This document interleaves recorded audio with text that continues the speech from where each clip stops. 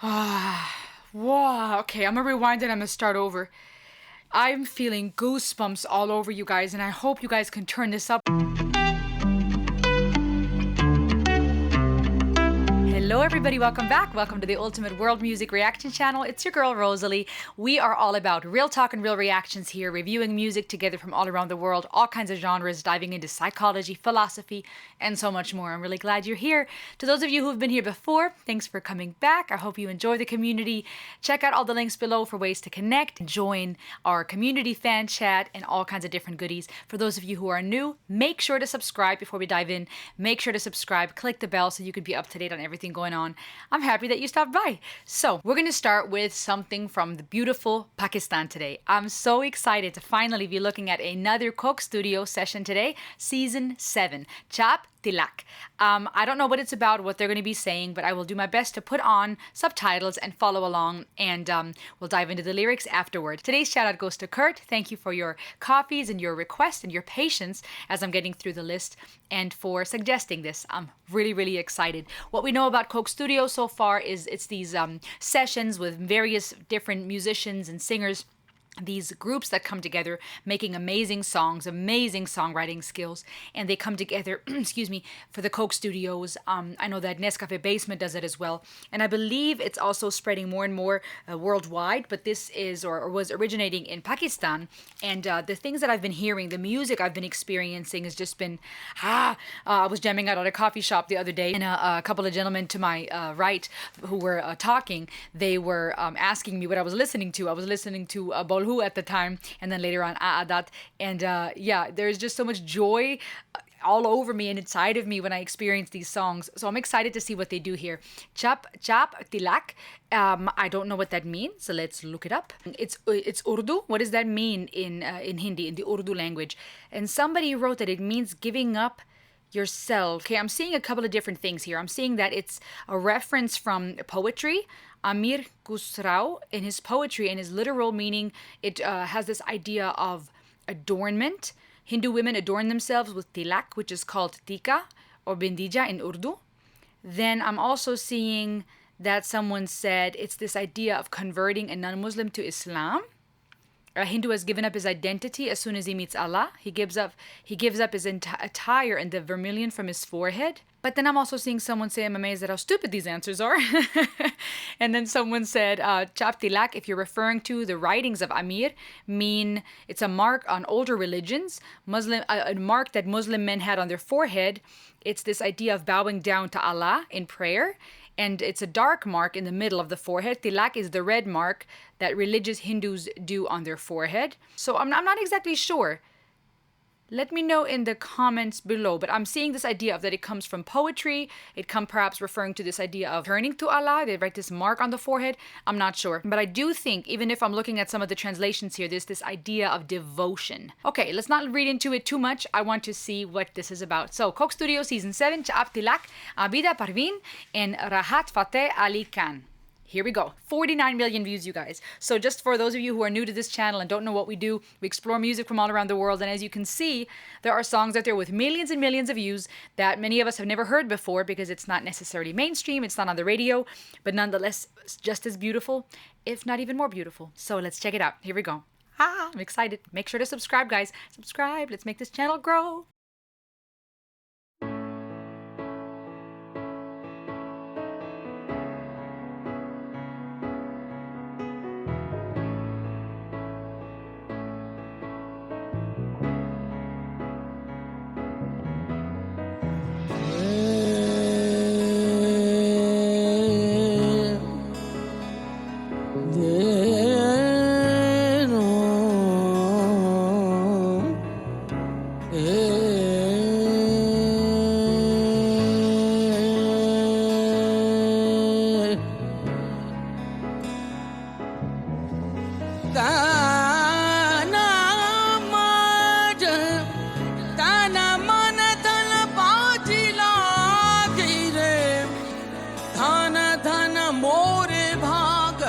बाजी लागी रे लागी लागी सब कहें लागी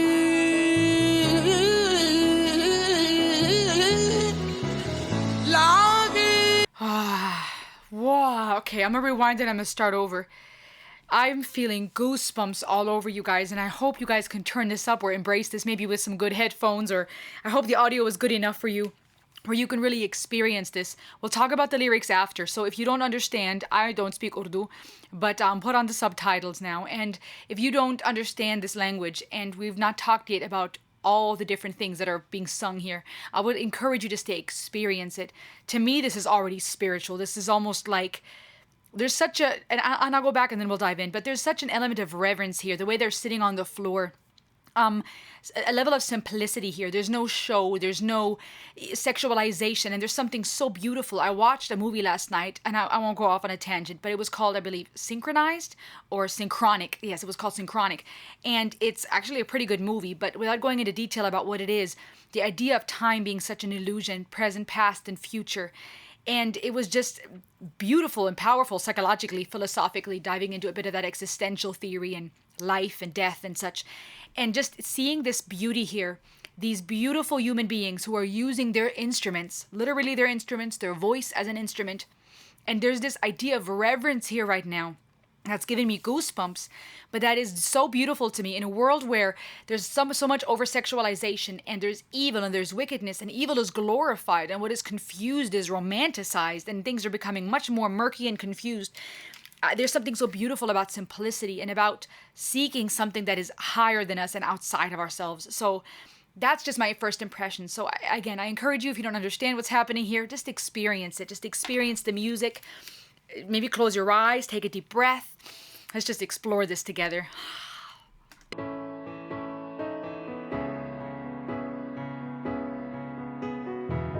Beautiful. Already that piano introduction. The bass. Okay.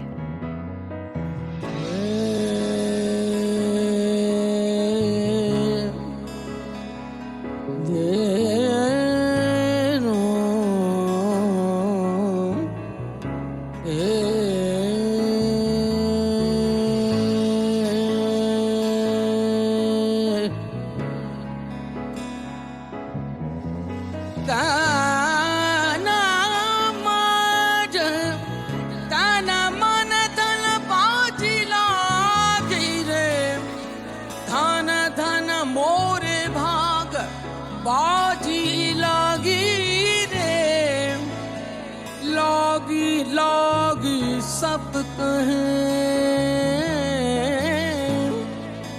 लागी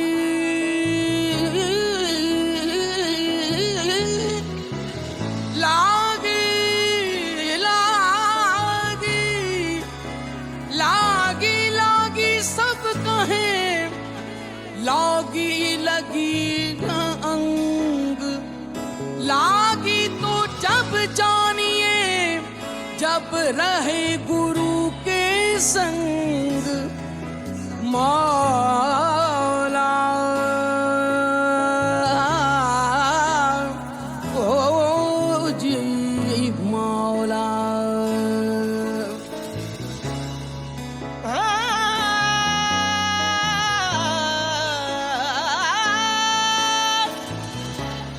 खुसरो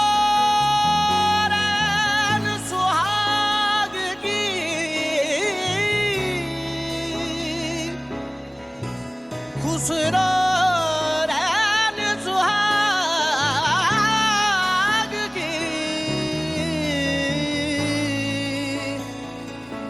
जो मैं जागी थी के संग खुसरो आजी प्रेम की खुसरो बाजी प्रेम की जो मैं खेली पी के संग जीत गई तो पिया मोरे जो मैं हारी पी के संग चाप तिलक सब छीन लिए मुझसे चाप तिलक सब छीन लिए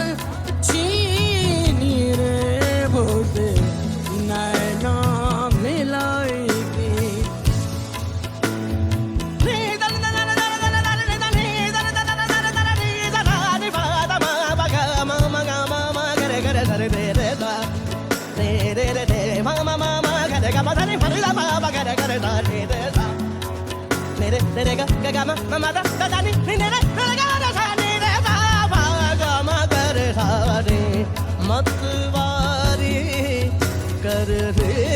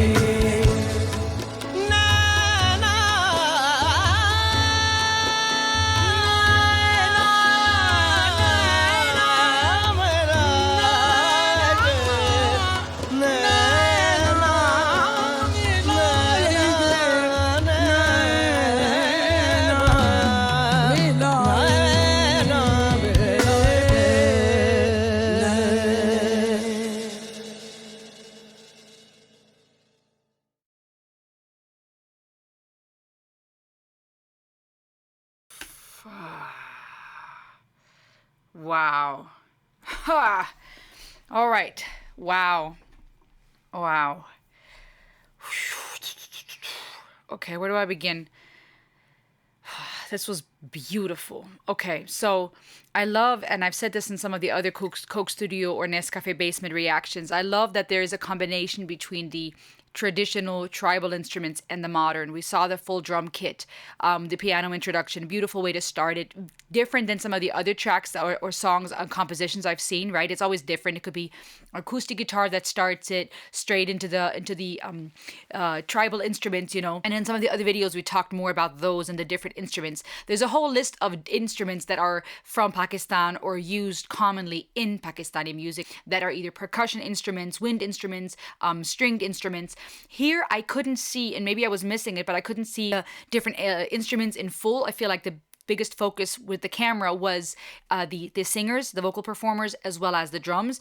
But even the composition of the instrument, of the piano introduction, the drums, him going off there for a second towards the end, and then the percussion instruments that carried the track throughout, and the rhythm that we can find in Pakistani and in Indian music, that tung tung tung tung, it really carries it and gives it that beautiful cultural flair combined with more modern, more recent instruments. What they were doing vocally was so beautiful. You know how in our culture in the West, we may be more used to a lot of the vibrato, or we may be used to a lot of soulful runs.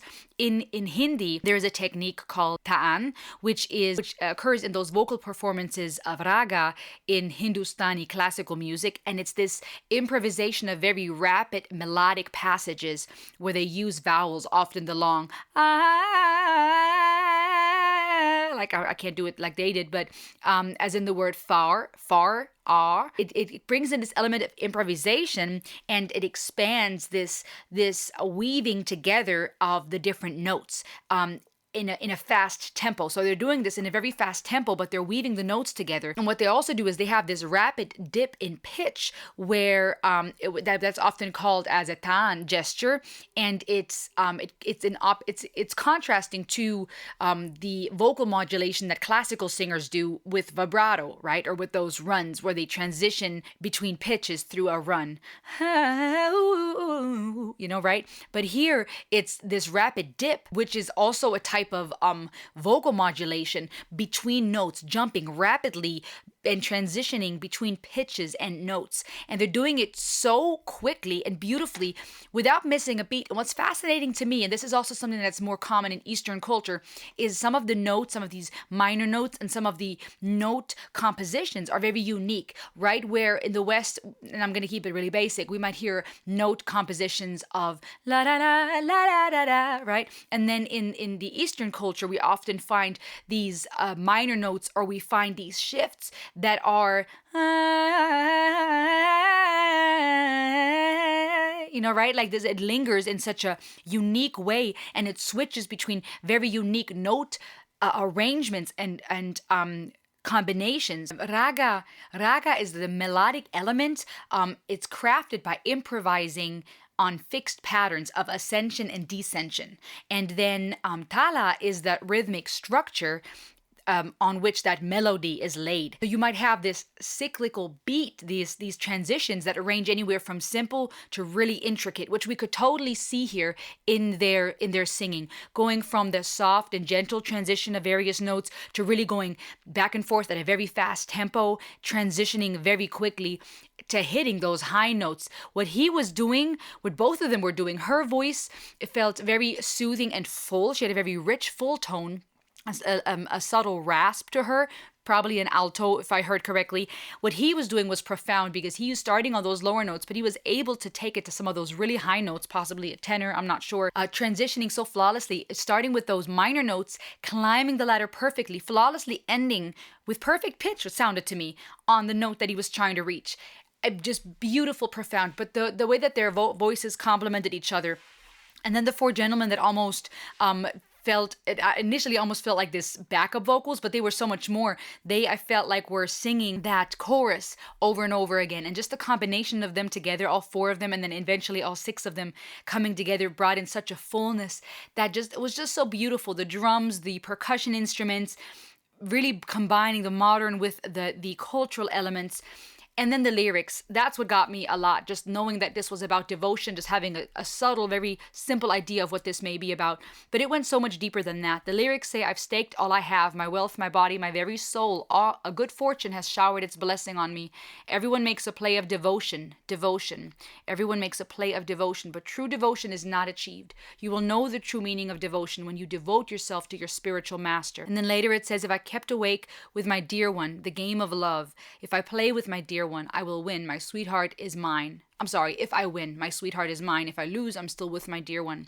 You have snatched away all trace of me with one glance of your enchanting eyes. And that would tag repeatedly with the glance of your enchanting eyes. And then later she sang, whether or not you agree to speak to me, whether or not you agree to listen, I will not leave your side, my beloved. With one glance of your enchanting eyes, you have snatched away all trace of me. This song is beautiful. And then in the end, it speaks of the night of the prophet's celebration has dawned. The night has dawned. Whoever is veiled, he chose the color. Blessed became his fortune. You've snatched away all trace of me. Absolutely beautiful. When she first started, when the idea first started, and I just knew a few things such as it's about devotion, and I was reading the subtitles, The Game of Love, I thought to myself, this could definitely have this idea of reverence towards God, devotion towards God. And then later when it spoke of love being a game, I thought this is also relatable with relationships. You guys know we're all about music and psychology, so let's talk about that for just a quick second. What I find beautiful here, and what I find also very convicting and very, very real, is this idea of saying you make a game of devotion. You make a, what did it say? Everyone makes a play of devotion. I feel like, and I'm not saying that that's what they're trying to communicate here, But music is art and it's subjective. So these are my thoughts. When it comes to faith, when it comes to this idea of God, of something greater than ourselves, something we believe in, regardless of a specific religion, but just faith in general, I feel that sometimes it really does feel like we live in a world where devotion is made fun of, right? That goes for relationships. We live in a world where things are hypersexualized, where things are romanticized and glorified that are evil and immoral, and where, people that maybe speak of loyalty, of modesty, of devotion, may be made fun of by certain people groups, right? Where this idea of devotion to faith may be frowned on, right? Because people may be called prude or radical and such. And we live in a world where, when it comes to faith, oftentimes we can see that things are being watered down, where religion is either used as a weapon to hurt others, or where it's used as a play of ego, right? I'm right, you're wrong, or where it's used just to excuse our choices, and things are watered down, messages are watered down. Things we find in wisdom texts are now turned to accommodate us, to make us feel good. You find that even in Christianity, right? Where people are eating the crumbs off of another person's plate. And what I mean by that is, if we only look to other leaders, pastors, preachers, leaders, speakers, to be fed psychologically and spiritually, it's no wonder we're starving if we're not doing the research ourselves. There are so many people out there that are preaching, and they might not even be preaching correctly. Their theology might be off, their philosophy, their way of life, right? God knows what goes on behind closed doors. And I'm not saying that to take away from those who are genuine about their ministry and about what they say for any religion. But I'm talking about where people may not even fully know what they believe. They may not be actually doing the studies. But even those who do, they go and maybe they write their sermon, they write their wisdom text, they prepare their message. If it's a sermon, a pastor, a preacher, a leader, whatever, right? It could be a motivational speaker. They go, they do their research, and they present their information.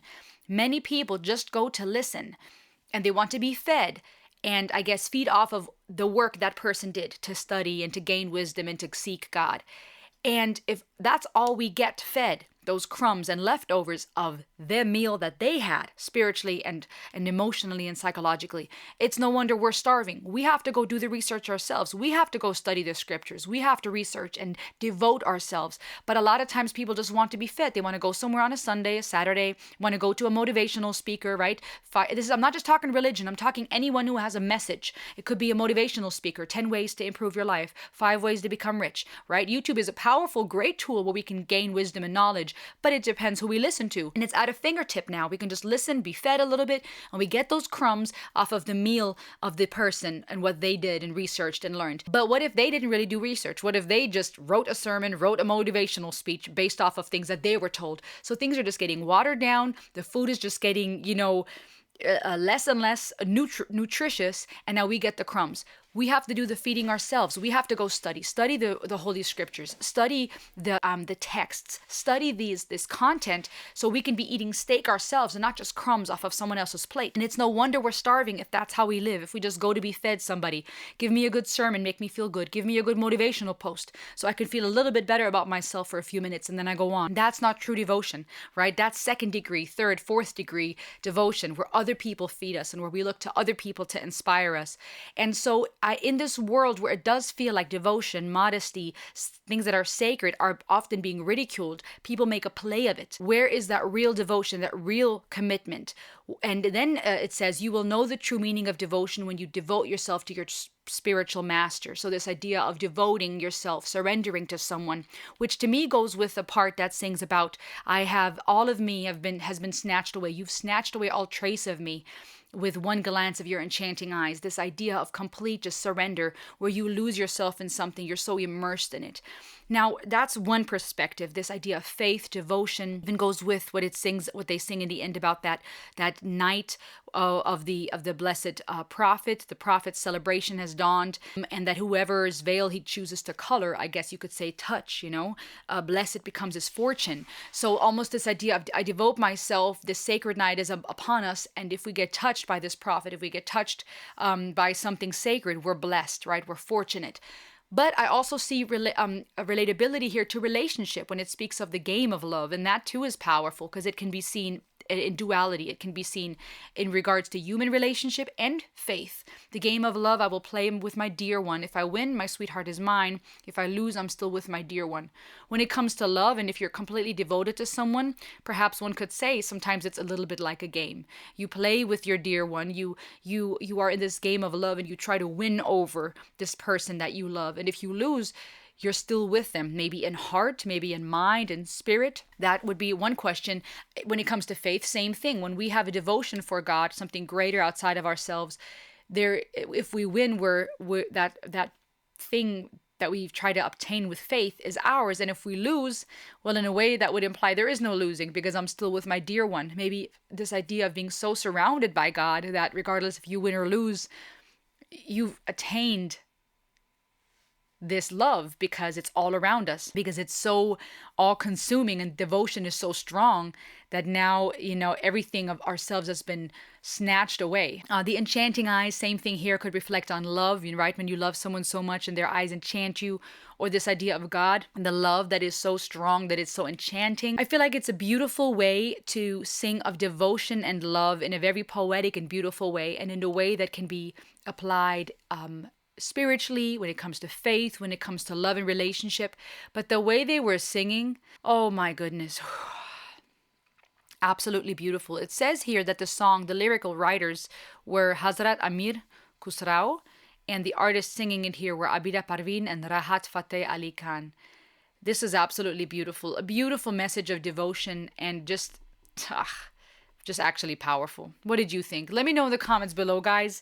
This was mesmerizing. Let me know below. I look forward to reading and seeing what you have to say. Thank you for watching today. Remember to like, share, subscribe, and I'll see you on the next ride. Ayo!